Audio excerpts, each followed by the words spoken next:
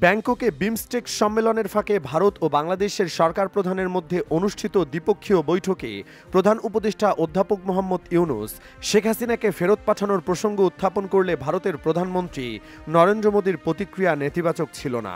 শনিবার নিজের verified Facebook পেজে এ তথ্য জানান প্রধান উপদেষ্টার প্রেস সচিব শফিকুল আলম। তিনি লিখেন, আমরা আশাবাদী হাসিনাকে একদিন ঢাকায় ফিরিয়ে আনা হবে এবং আমরা শতাব্দীর সবচেয়ে আলোচিত বিচার দেখতে পাব।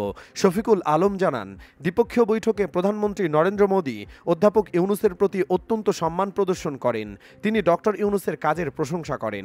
বৈঠকে নরেন্দ্র মোদী বাংলাদেশের প্রধান উপদেষ্টাকে উদ্দেশ্য করে বলেন, যদিও ভারতের সঙ্গে শেখ হাসিনার সম্পর্ক ভালো ছিল, তবে আমরা আপনার প্রতি তার অসম্মানজনক আচরণ দেখেছি, কিন্তু আমরা আপনাকে সম্মান ও শ্রদ্ধা জানানো অব্যাহত রেখেছিলাম।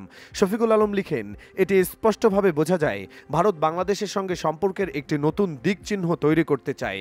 বৈঠকে ভারতীয় প্রধানমন্ত্রী বারবার অধ্যাপক ইউনূসকে বলেন, ভারতের সম্পর্ক বাংলাদেশের জনগণের সঙ্গে, কোনো নির্দিষ্ট দল বা ব্যক্তির সঙ্গে নয়। অধ্যাপক ইউনূস সাম্প্রতিক সময়ে কয়েক মাসে বহুবার বলেছেন, আমরা চাই ভারতের সঙ্গে সর্বোত্তম সম্পর্ক, তবে এই সম্পর্ক হতে হবে ন্যায্যতা, সাম্য ও পারস্পরিক সম্মানের ভিত্তিতে।